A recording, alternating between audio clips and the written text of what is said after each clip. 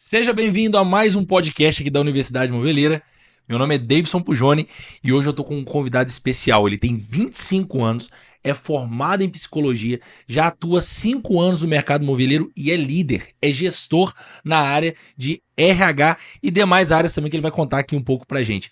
Mas antes de anunciar quem é o nosso convidado, eu quero te convidar a curtir, comentar e compartilhar esse vídeo para que mais pessoas tenham acesso também aos conteúdos que a gente disponibiliza aqui no nosso canal. E hoje eu recebo aqui com muita honra meu amigo Marcelo. Marcelo, é um prazer ter você aqui.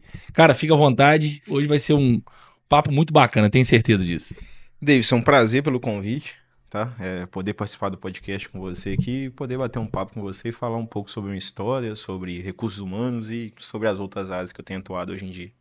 Cara, tenho certeza que vai ser um bate-papo esclarecedor sobre algumas coisas, principalmente porque você, com 25 anos, já lidera, já atua no setor, é formado, é psicólogo por formação. Fala um pouquinho sobre você. Como é que você chegou até aqui? Como você trilhou o caminho até chegar a essa gestão aí dentro da indústria moveleira? Davidson, eu tenho 25 anos, tá?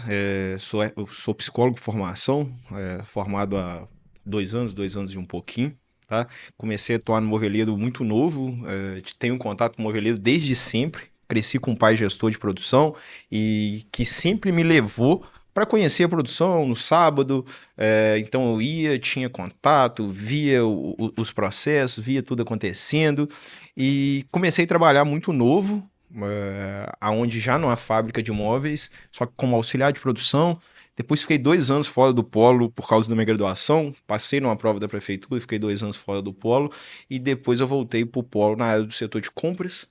Do setor de compras dessa mesma empresa, eu recebi uma oportunidade de ir para a área de recursos humanos, a qual eu estou na área já fazem 5 anos. Tá?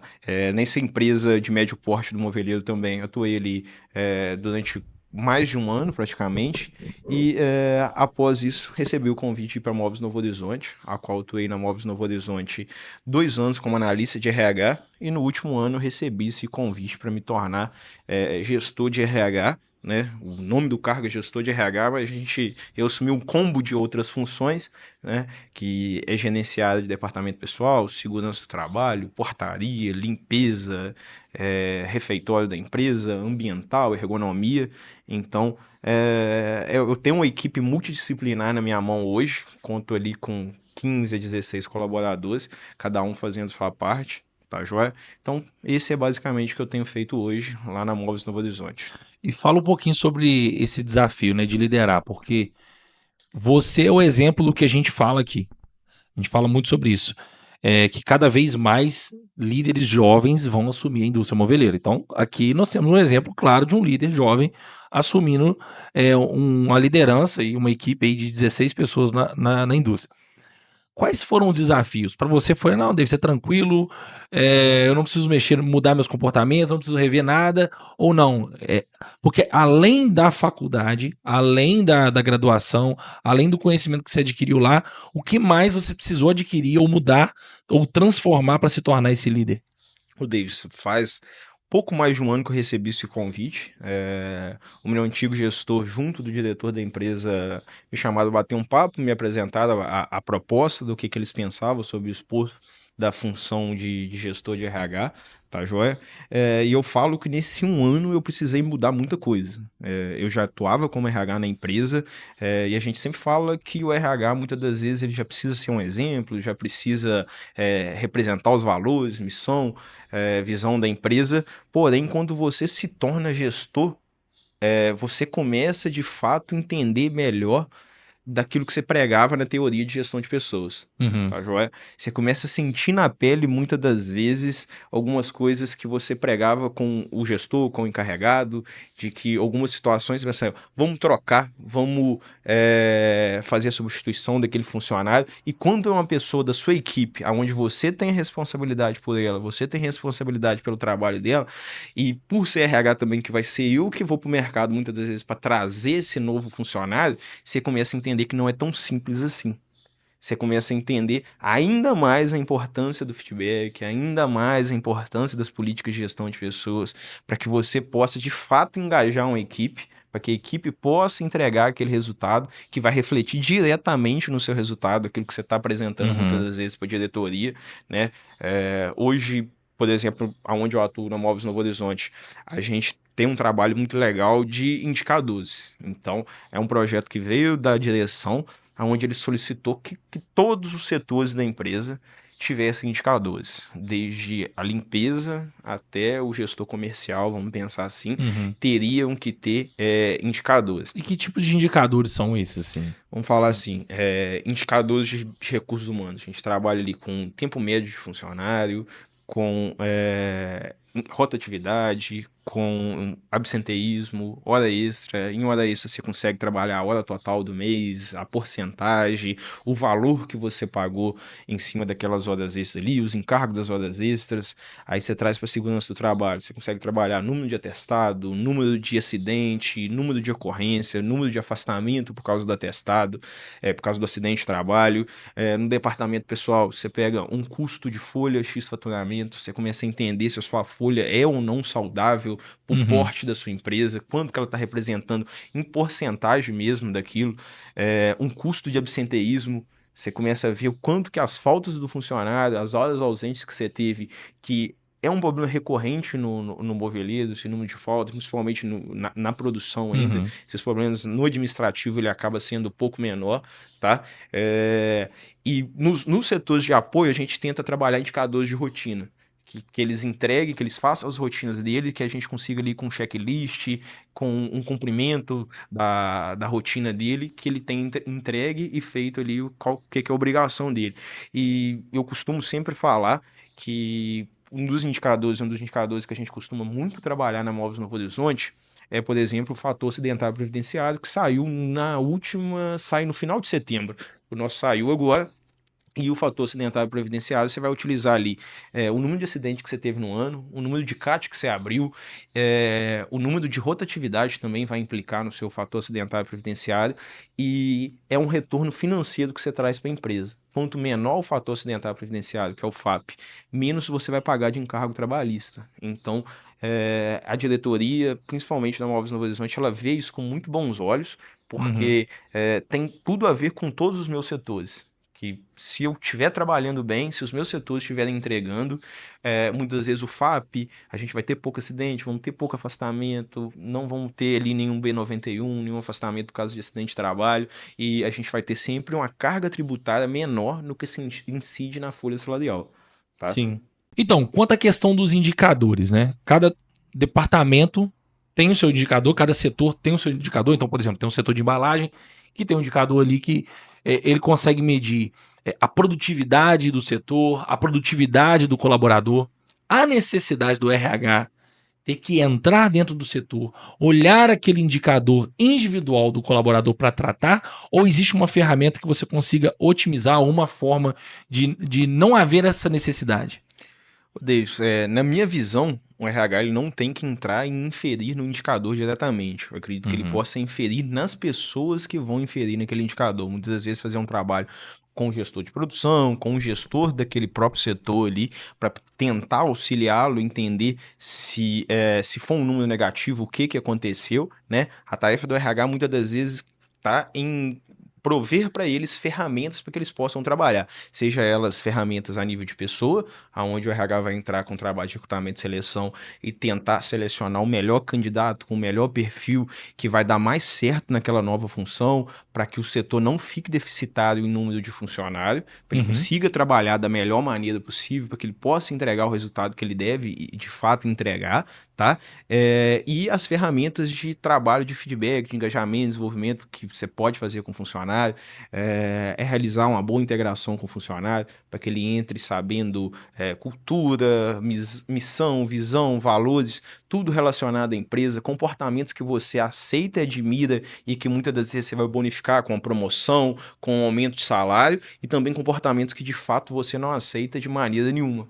Então, aquilo óbvio precisa muitas das vezes ser dito também para o funcionário. É lógico é subentendido que quando um funcionário entra, ele tem que estar ali todos os 5 dias da semana, ele não pode atrasar, ele tem que ter uma pontualidade. Porém, quando você já trabalha isso antes, muitas das vezes, do funcionário entrar, ou no dia dele entrar, no momento que você estiver fazendo um processo de integração ali, você pode unir essa integração, por exemplo, com a área de segurança do trabalho. Então, você já vai falar sobre a importância dos equipamentos de proteção individual, das normas de segurança, como que ele vai fazer caso ele aconteça algum acidente com ele, como que ele vai se portar, uso de uniforme, uso de botina, por exemplo.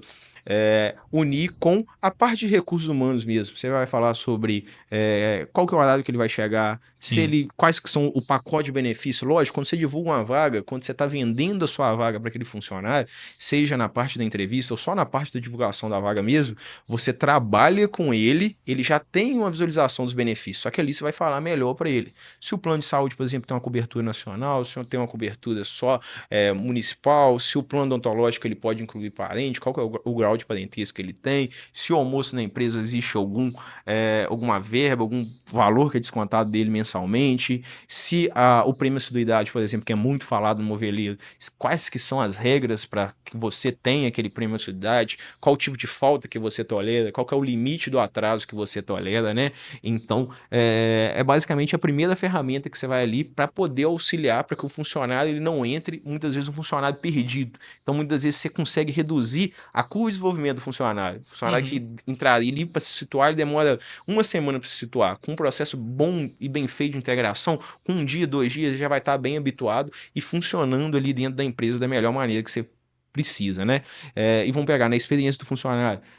A gente divide muitas das vezes experiência 45 dias. Então, realiza ali uma avaliação de experiência com ele.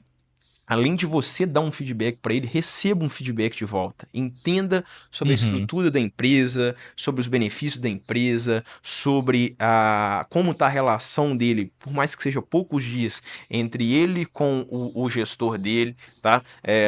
Qual é a percepção dele em relação... É isso? É isso aí. Então, além de você dar o feedback, receba também o feedback do funcionário muitas das vezes, né? O funcionário novo, muitas vezes que ele entra, quando ele vem também de uma organização que é grande, que o moveleiro, querendo ou não, o funcionário sai da empresa, ele entra na outra. Então, quando você recebe esse feedback, ele pode trazer para você, muitas das vezes, uma política nova que você consegue incrementar ali dentro da política que você tem, sem custo nenhum ou com custo muito, muito básico, muito baixo, né? A qual muitas vezes você não pensou. Na correria do dia a dia, no operacional, você não conseguiu pensar. Então é um cara que vem de fora, consegue trazer uma política que dá muito certo, muitas vezes num concorrente, que todas as empresas hoje a gente brinca que são concorrentes a nível de mão de obra dentro do moveleiro, né? Mão de obra se tornou cada vez mais competido. Então, além de dar o feedback para ele, você recebe e ganha essa oportunidade de desenvolver a empresa, de desenvolver a sua política de gestão de benefícios, de gestão de pessoas, tá? E também depois usar suas ferramentas de avaliação de desempenho, de uma avaliação de liderança, por exemplo, a qual você vai passar um feedback da equipe para o líder. Então o líder ele vai ter essa oportunidade dele se desenvolver não sobre um feedback do gestor dele, sobre o feedback da sua equipe. A equipe dele muitas das vezes vai passar para ele que, por exemplo, a comunicação não verbal dele é ruim. Quase ninguém estava reparando.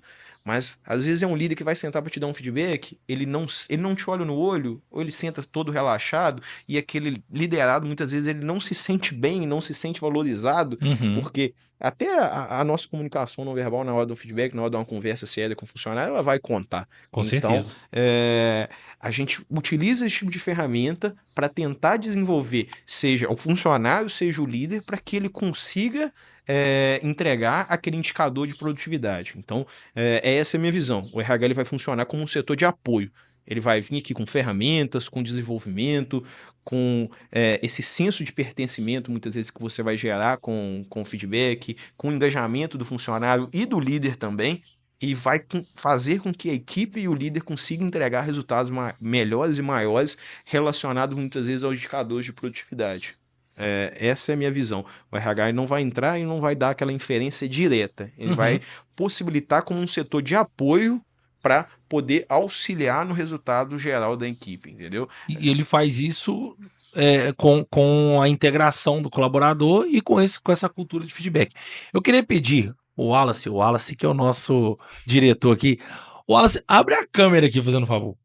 Coloca nós dois na câmera. Olha só, nós não combinamos de vídeo branco hoje. Quase que você vem de calça bege É também, isso né? aí, quase que eu vim de calça bege também. A gente já tá combinando bastante. Isso é conexão. Falando de conexão, vamos falar de contratação. Porque na hora de contratar,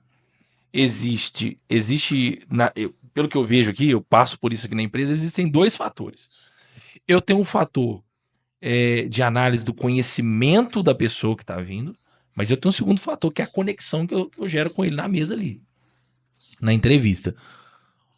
O que você observa na hora de entrevistar? O que é mais importante para você na hora de entrevistar? Enfim, como funciona o seu processo de entrevista? Ô Davis, todo o processo seletivo que você vai abrir vai ali de você definir uma persona para aquele funcionário, para aquele a pessoa que você quer colocar na empresa. Vamos falar assim, você quer um cara mais comunicador, você quer um cara mais analítico, você quer um cara mais executor, muitas das vezes, tá joia? Depois de definir, você vai passar pelo processo de divulgação da vaga, seja o processo de indicação, que você vai ligar para um amigo, vai ver se alguém tem algum tipo de indicação que possa te fazer, né? Desculpa te interromper, eu fiquei interessado nessa questão da persona. Como é que você monta essa persona? Que tipo de estrutura você monta? Como que você analisa isso? Para facilitar essa estruturação da persona, a gente muitas vezes utiliza uma ferramenta que a gente chama de requisição de pessoal. É um documento básico, onde o gestor da vaga ele vai vir, vai bater um papo comigo, ele vai definir ali as competências técnicas e comportamentais, né, a qual ele precisa para aquela vaga, vai definir até a questão de idade, questão do que de fato ele precisa, e depois de definir isso, a gente vai pensar, essa é a persona ideal, é isso que a gente tem que buscar, é esse tipo de personalidade. Porque é muito que se fala no RH e colocar a pessoa certa para a função certa, Sim. né? Eu brinco que eu sou um cara, quando a gente analisa meu perfil comportamental, eu sou comunicador, executor. Se me colocar, por exemplo, fazer uma função financeira, eu vou ficar doido. Que vai me deixar atrás de uma mesa o dia inteiro, mexendo com dinheiro, mexendo com nota, mexendo com sistema, eu não consigo trabalhar dessa forma. Eu trabalho voltado para pessoas, para comunicação, Uhum. para processos, para resolver problemas muitas das vezes, tá joia? Então é isso, vamos montar uma persona para tentar, através da entrevista, encontrar a melhor personalidade, a melhor característica, seja competência comportamental, seja competência técnica, para aquela vaga ali que você estruturou, tá? Depois disso, vai começar sempre um processo de análise de currículo.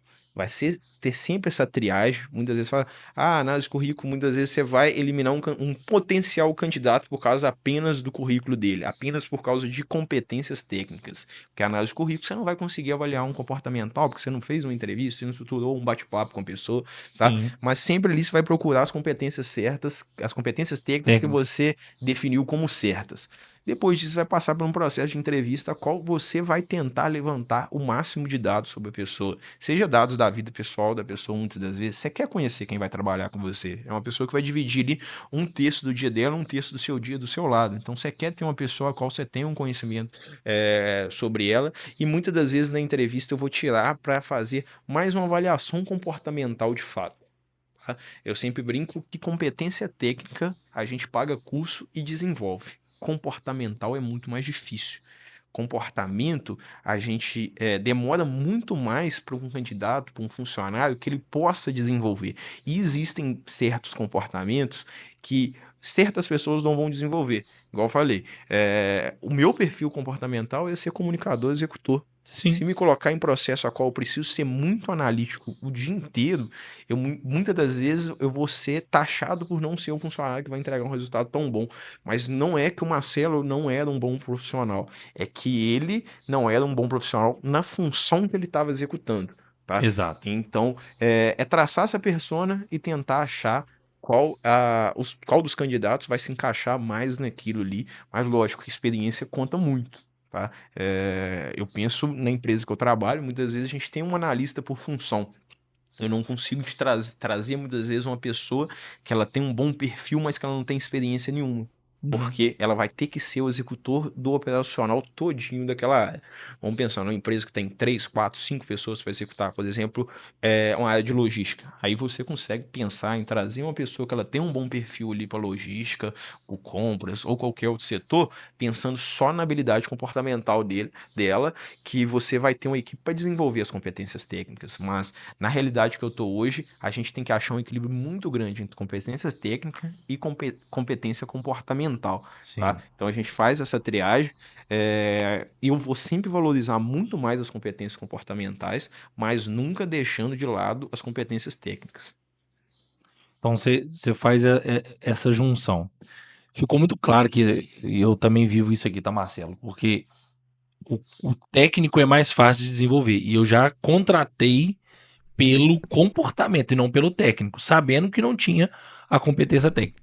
E é interessante quando você fala de perfil comportamental, muitas das vezes eu vejo isso, parece que você seria um cara assim, que quando, às vezes o colaborador, ele até vai dar resultado numa área que ele não tem perfil, mas ele não vai se sentir satisfeito, ele não vai engajar. E na primeira oportunidade que ele puder de ir embora, ele vai embora. Então, você, na hora de contratar, você já define. Eu tenho essa percepção, é que na contratação é que você já define o futuro do colaborador na empresa. Uma contratação bem feita vai fazer com que aquele colaborador dure mais tempo, fique mais tempo ali. Bom, então você contrata, você integra, você engaja, você mensura. Então são 4 pontos que você trouxe aqui. E promoção. Que momento que você chega e fala assim, tá na hora de. E aí, promoção pode ser uma promoção salarial, pode ser uma promoção de cargo. Como que funciona isso dentro do RH? Ô, Deis, eu vou te falar da nossa política de promoção salarial, por exemplo, tá? Nós temos uma política hoje muito bem estruturada de promoção salarial.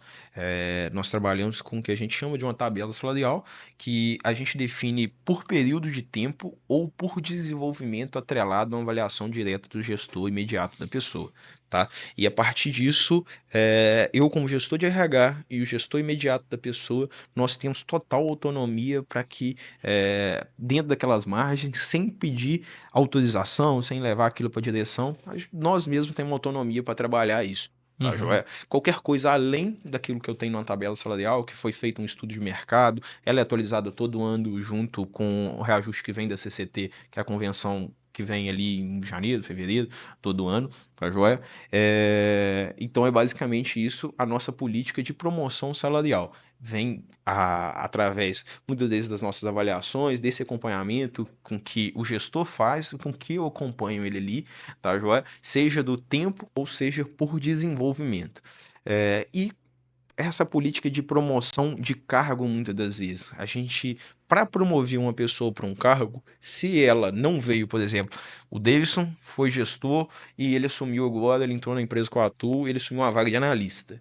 Então o Davidson ele não tem desenvolvimento como gestor. Então o que eu vou ter que avaliar para entender se o Davidson vai ser ou não um bom gestor? As competências comportamentais. Se o Davidson ele tem aquelas competências ali relacionadas a pessoas, se ele consegue se comunicar, se ele consegue resolver problemas. Então, analisando isso, eu começo a desenvolver aquela pessoa, a Uhum. dar mais autonomia, a passar alguns problemas maiores para ela, para ver como que ela vai conseguir de fato lidar com aquelas novas responsabilidades que você está atrelando a ela. Sim. Depois disso, a gente de fato vai fazer a promoção. Hoje nós temos uma política dentro da empresa que a gente criou os cargos de subencarregados. Então, dentro da produção, eu tenho sucessores para todos os encarregados que estão dentro da nossa organização. Então, esses sucessores todos vieram internamente, que a gente avaliou as competências comportamentais e entendemos que eles eram as pessoas corretas para a gente poder desenvolver.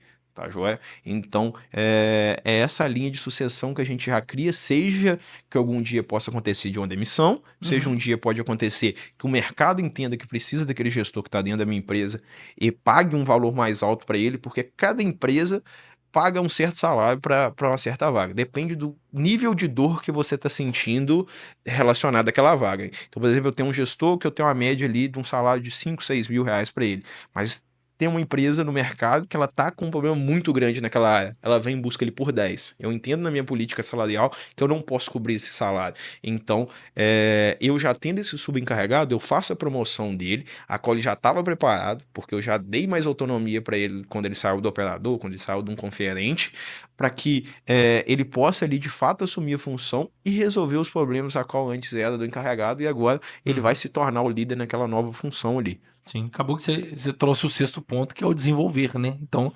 eu tenho a promoção ou o desenvolvimento. Então, quando ele chega ao nível que eu espero o desenvolvimento, eu promovo, né? Ou quando alguém sai, né, e aquela vaga é liberada, é o momento de promover também. E a demissão? Porque, para mim, é a coisa mais difícil que tem. Eu sou uma empresa pequena e eu preciso demitir. Muitas vezes eu tenho que demitir. E como é que você lida com isso?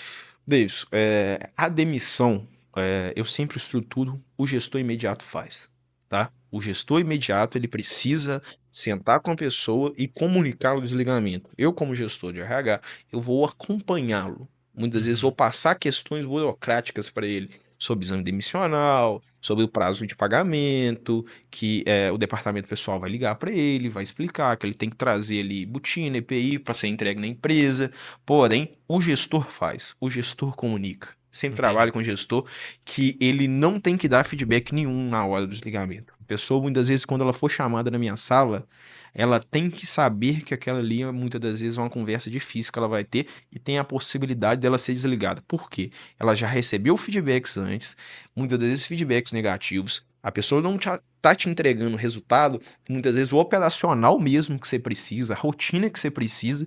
Então, quando você faz com que o gestor pontue, que o gestor faça a demissão, você faz ele ver qual que é a importância do feedback. Porque eu já tive alguns casos de fazer demissão e o funcionário contestar o gestor. Se fosse o RH sozinho fazendo, ia ser um funcionário que saiu da empresa sem saber o porquê que ele estava sendo demitido. Então, você coloca o gestor numa situação de desconforto, mas ele começa a entender melhor a importância do feedback e o porquê de ter conversas difíceis para que a última conversa com o funcionário ela não seja uma conversa difícil, Sim. ela seja uma conversa a qual você deu feedbacks anteriores e que ali você só comunique o desligamento, que você só comunique que você ali está tomando a decisão de Uhum. fazer o desligamento daquele funcionário e que você vai trazer um novo colaborador para a função dele. Porque quanto mais feedbacks você dá, mais fácil chega esse momento. É isso aí. E assim, o que eu tenho entendido é que o momento da demissão tem que ser o momento que o funcionário olha e fala assim, né? Eu já imaginava. Né? Porque realmente, quando você dá bons feedbacks e o cara não corresponde, a pessoa não corresponde àquilo, ele sabe também que ele tá fora da cultura, que ele tá fugindo daquilo. Nós trouxemos aqui 7 passos, 7 pilares. Você acabou montando uma aula aqui com a gente. Eu tenho facilidade de perceber, né? E por isso que eu vim montando. Vamos montar essa aula aqui agora. Porém, existe um outro desafio que eu não sei se você enfrentou. Porque eu imagino que na Novo Horizonte não tem, até porque você tem essa liberdade lá, como você já passou aqui. Só de você ter essa visão do que você. De todo o processo, já mostra que você é um braço direito da diretoria. Porém, em muitos lugares, na maioria dos lugares do setor moveleiro, o RH ele não é visto como um braço estratégico. Eu vou citar um exemplo aqui. Se a gente tem um gerente de produção, um gerente de vendas e um gerente de RH, geralmente, e a empresa precisa desligar alguém, geralmente o primeiro a ser desligado é o gerente de RH, é o gestor de RH. Por quê? Porque muitas das vezes ele não é visto como um braço estratégico, mas como um peso. É o cara que só tá prezando pelo benefício. Depois eu quero até conversar um pouquinho sobre benefício com você também, para entender um pouco mais. Mas é o cara que só tá prezando pelo benefício, ele só compra a briga do colaborador, ele não tá preocupado com a margem da empresa, ele não tá preocupado em trazer pessoas que realmente trazem resultado para a empresa. É, Você já percebeu isso no mercado? Você não percebeu? Desde isso é um assunto que eu não queria nem entrar porque eu não faço ideia. Mas você já percebeu isso no mercado? Ô, Deus, eu já percebi isso no mercado. Eu tava brincando com um amigo faz pouco tempo sobre isso e que nos últimos, vamos falar assim, 6, 7 meses, o RH foi culpado de muito problema no moveleiro. Por quê? Eu nunca vi tanta vaga de analista ou gestor da área. Por quê?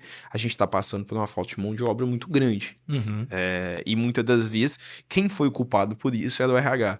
De não conseguir trazer, de não conseguir contratar, de estruturar um bom processo de recrutamento e seleção ali, né? E os donos, os diretores, os gestores entendiam que precisava trocar quem estava fazendo a operacional ali e não entendia o cenário macro que a gente está vivendo no moveleiro ultimamente, né? Uhum. Muitas vezes o gestor, o analista, ele tomou ali, foi culpado pelas dores, as empresas trocaram, e muitas vezes trocaram-se cadeiras, que era quem estava na empresa X foi para Y, o da Y foi para X, e muitas vezes continuaram dando resultados parecidos, porque a empresa não pensou de fato como estruturar, como entender, porque hoje, na minha visão, com a falta de mão de obra que a gente vê no mercado, não está mais sendo mais importante a pessoa que ela faz as entrevistas, é como a pessoa ela executa de forma estratégica o todo.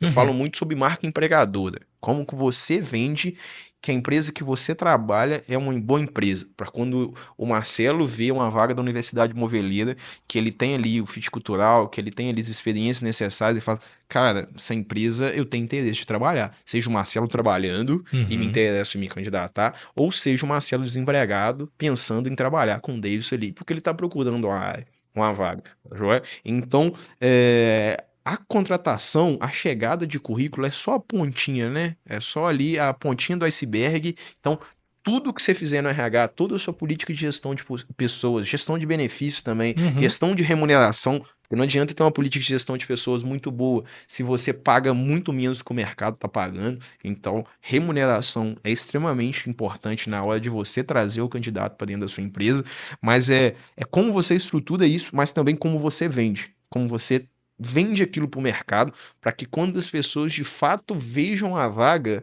elas queiram trabalhar com você, Sim. tá? Um dos indicadores que eu gosto muito de avaliar, eu nem avalio ele de forma quantitativa, assim, eu avalio ele mais de forma qualitativa, que é o número de indicações que eu tô tendo internamente funcionado da empresa, tá? Eu sou RH, hoje eu sou responsável pelo recrutamento e seleção, porém, se eu não fosse o responsável pelo recrutamento e seleção e você fosse meu amigo, eu não te indicaria para trabalhar comigo se eu não gostasse de onde eu tô. Se eu não pensasse em crescer ali, se eu não Claro. pensasse em continuar ali, né? Ainda mais com o moveleiro aquecido com o número de vagas que estão aí.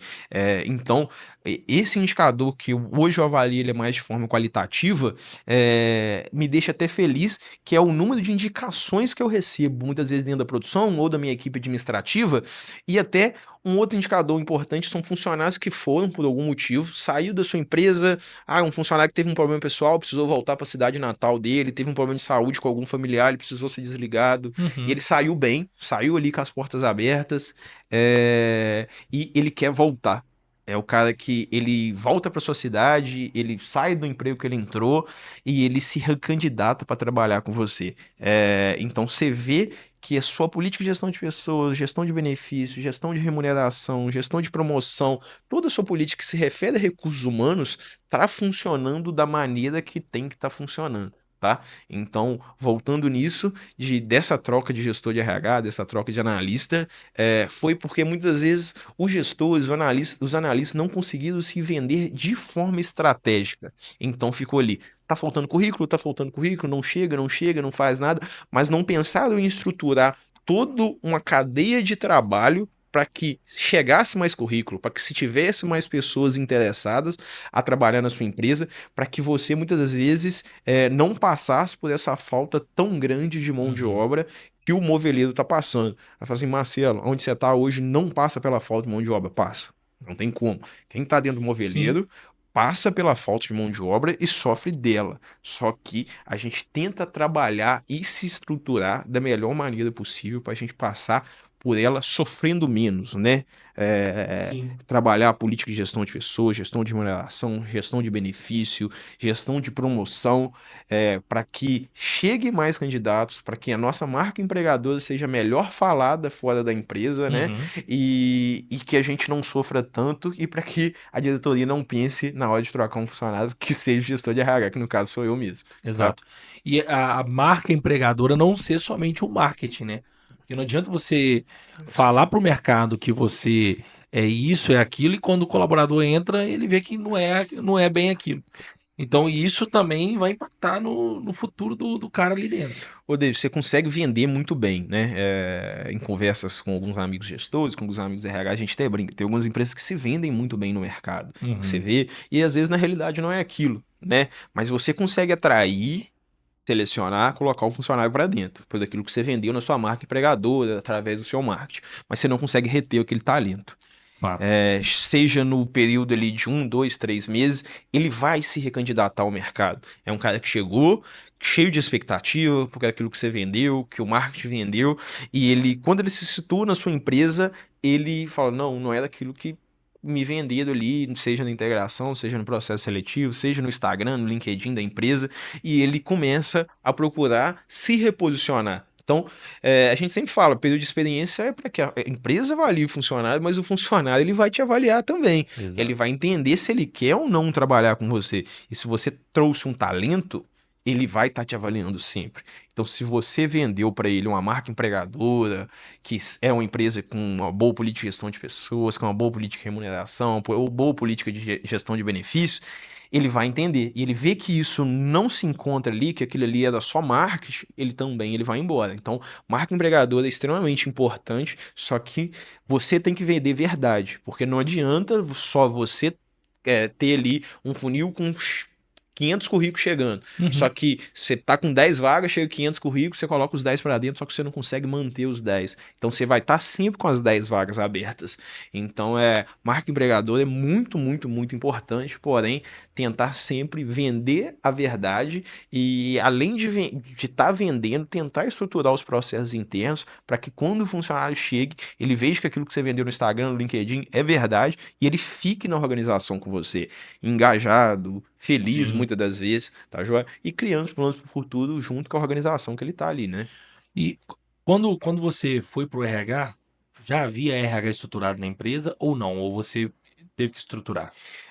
Eu cheguei na Móveis Novo Horizonte fazem 3 anos, próximo mês faz 3 anos. A gente Uhum. já tinha um setor de RH muito, muito bem estruturado, tá? Foi estruturado por um antigo analista que teve lá, junto com o trabalho da Carla. A Uhum. Carla Botelho, ela deu uma consultoria lá, ela estruturou muito bem o que a diretoria na época queria. Lógico, cheguei, teve meu dedo, fiz muitas alterações. Eu brinco que eu sou um cara muito de papel, então a gente estruturou algumas coisas de forma física para que o Sim. funcionário ele veja, ele tenha contato ali com a política da empresa, com os valores, com a missão, visão, tudo ali que você precisa trabalhar sobre cultura com aquele funcionário, tá? Mas, porém, a Móveis Novo Horizonte, quando eu cheguei há 3 anos, ela já estava anos-luz do que o moveleiro estava na área de RH. O moveleiro, nos últimos 3 anos, se movimentou muito para o RH. Sim. A maioria das empresas que antes tinham RH e DP unido no mesmo setor, então é muitas vezes um DP que contrata e demite, ele acaba não fazendo nenhum subsistema do Exatamente. RH, começou a estruturar, olhar com bons olhos para o setor e de fato ali fazer a separação de um setor com o outro, porque muitas vezes você tem perfis diferentes no funcionário. Eu tenho uma pessoa do DP na minha equipe que ela tem um perfil completamente diferente do meu.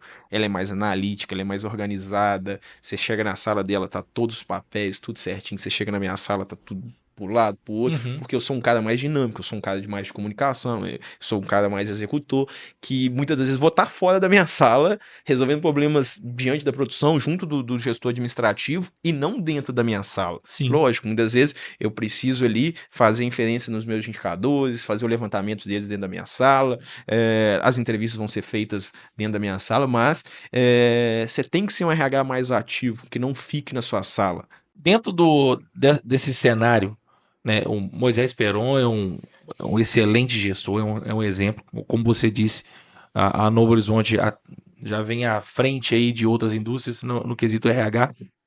Mas o que que fez o Marcelo, ou melhor, o que fez o Moisés Peron comprar a ideia de colocar o Marcelo, 25 anos, recém-formado 24 em anos na época. 24 anos na época, recém-formado em psicologia como gestor de RH.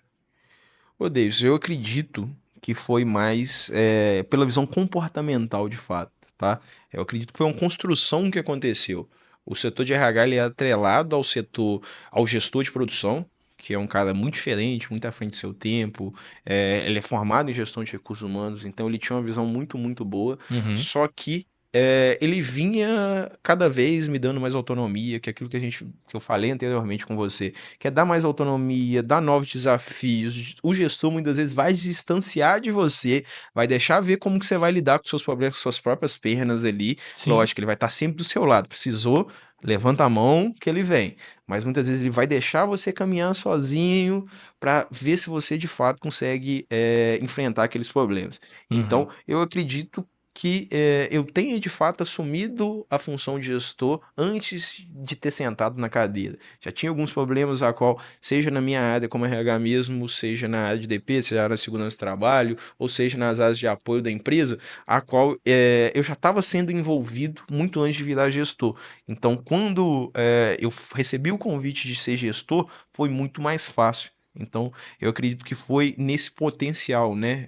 O Marcelo tem potencial, o Marcelo é talentoso, a gente consegue desenvolver nele um gestor e aos poucos eles foram me dando autonomia, a cobrança ela foi ficando mais apertada e até chegar ao ponto de entender, o Marcelo ele pode se tornar o gestor, posso distanciar o gestor de produção e focar ele na produção e deixar todos os setores ali na mão dele, que hoje ele já está dando conta. O Marcelo que assumiu há um ano não estava preparado. O Uhum. Marcelo de hoje está em desenvolvimento, porém muito mais bem preparado, tá, Davis, na minha visão. Bacana. Quando eu assumi um ano, eu não tinha muito conhecimento, por exemplo, de uma das áreas que hoje eu atuo muito incisivo, que é a área ambiental da empresa. Hoje a gente tem uma consultoria que executa o operacional, só que eu faço ali o acompanhamento diário com ela, o Uhum. cumprimento das condicionantes, o cumprimento das obrigações que a gente tem ali, que é uma área que ela tem uma legislação de entendimento muito complicado. Tá? Então, eu precisei estudar, precisei desenvolver, precisei entrar muito no que se referia, por exemplo, à segurança do trabalho, entender todas as Uhum. NRs, entender sobre elaboração de documentos, sobre as obrigações que a gente tinha. Lógico, tive diversos mentores, tive pessoas ali que me auxiliaram demais nesse processo. Estudei, paguei cursos do meu próprio bolso, a empresa me ajudou, a empresa me pagou curso de gestão, a empresa me pagou curso relacionado às áreas com qual eu estou, de competência técnica de fato, tá? Sim. Precisei entender um pouco mais do DP. Lógico, no início da minha carreira, eu atuava muito dentro do DP. Porém, eu me distanciei, fiquei alguns anos fora, atuando só como RH, e quando eu assumi a função de gestão, eu precisava entender de novo, eu precisava me tornar incisivo dentro do DP. Reciclar aquele É conhecimento. isso aí. E é uma área que a legislação está sempre mudando. Então, aquele conhecimento que tinha 2, 3 anos atrás já tinha mudado. Então, o Marcelo precisava reciclar o conhecimento dele, tá? Então, no início, eles viram mais potencial, Uhum. comportamento. Ah, o Marcelo consegue ser desenvolvido. E depois, hoje, eu acredito ser um gestor muito mais capacitado para, de fato, assumir a vaga que eu estou hoje, para, de fato, poder ser um gestor não só de competência comportamental, não ser só aquele cara, ele é promissor, mas ser aquele cara que de fato entrega, que de fato tem um conhecimento técnico, que de fato vai sentar numa cadeira com a diretoria, com os consultores da empresa e vai defender a ideia dele dentro dos setores dele, Sim. tá? Então, saiu dessa visão que eles tiveram de comportamento, de perfil comportamental, de potencial, para depois desenvolver as competências que eram necessárias ali e atrelada a desenvolver essas competências técnicas de entendimento de cada setor, igual eu falei, é uma equipe multidisciplinar. Então eu precisei ainda focar na área de gestão de pessoas, que são conhecimentos ali de recursos humanos que você são muito mais dinâmicos, são muito mais de comunicação, de lidar com pessoas e entender um operacional da folha, um operacional de imposto, Sim. um operacional de segurança do trabalho, que vai entrar na elaboração de documento, cumprimento de NR, área ambiental, condicionante, regra, possibilidade de multa, o que aquilo ali pode gerar de transtorno. Então, atrelado a desenvolvimento técnico, eu tinha que desenvolver competências também, que eu trabalhava a teoria com o encarregado, com o gestor. Eu falava a importância da comunicação, a importância do feedback, mas eu não tinha que dar feedback. Eu não tinha que desenvolver, eu Verdade. não tinha que ter conversa difícil. E muitas vezes eu estava na sala para ter essa conversa difícil. Eu fazia minhas ponderações. Porém, eu não era o responsável por isso. Eu brinco que para mim foi 2 vezes pior porque eu não tinha um RH do meu lado. É, é, Verdade. qualquer gestor novo que eu contrate ou que eu desenvolva, eu vou estar sentado do lado dele.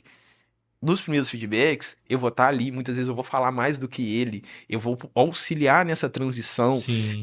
Porém, no RH não tinha ninguém. Era o Marcelo, tendo conversas difíceis com os funcionários que eram subordinados da minha equipe Se vira. e tendo que me virar. Mas é um processo de desenvolvimento contínuo e qual eu não estou 100% preparado hoje, mas a gente aprende todos os dias, você acorda aprendendo todos os dias. A gente brinca que processo ele não acorda de mau humor, pessoas acordam. Então, tem dia Verdade. que você vai chegar e vai conversar com um colaborador da sua equipe, você já vai ver que ele não tá no bom dia, aí você não vai abordar ele 7 horas da manhã.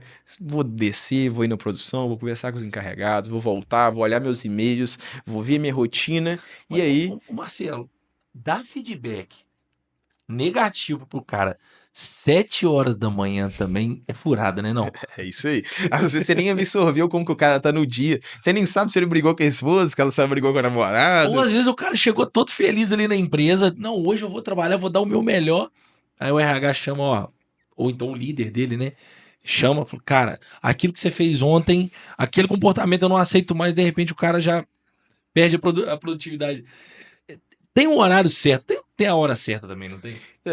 Eu sempre foco para primeiro fazer essa rotina de visita de produção, de acompanhamento com os líderes, Uhum, ver a minha rotina que eu preparei no dia anterior, rever minha caixa de e-mail, para aí depois eu pensar na hora de conversar com o funcionário. Mas sempre ali, você vai absorver até o dia do cara. Tem um dia de você conversar com a uhum. pessoa. Você vai chegar, às vezes, num dia, você vai ver que a pessoa não tá num dia legal. Você consegue segurar esse feedback negativo um dia.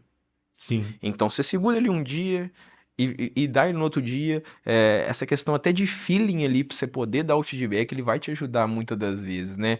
Porque, igual eu tava falando, antes quando eu não era só o RH, eu acompanhava todos os feedbacks, todas as conversas difíceis, muitas das vezes, auxiliava, sempre fui um RH muito participativo de falar, porque eu tinha uma visão de fora, tentava ter uma visão estratégica melhor possível, só que quando você de fato tem a responsabilidade pelo feedback, a responsabilidade, por exemplo, de uma demissão, a primeira demissão que você de fato faz como gestor.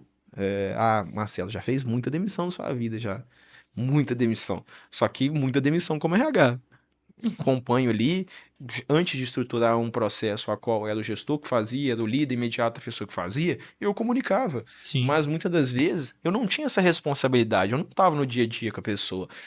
E quando você faz a sua primeira demissão da pessoa da sua equipe, que você teve que pensar se trocava ou não, que você executou ali o processo seletivo, que já tem uma pessoa para entrar, muitas vezes já está nos trâmites ali admissionais, e você tem que chamar a pessoa na sua sala e ter aquela conversa, nunca é fácil. E Sabe, você não se Davidson? pergunta, pelo menos no início eu não se perguntava, será que eu entreguei as ferramentas necessárias para esse cara?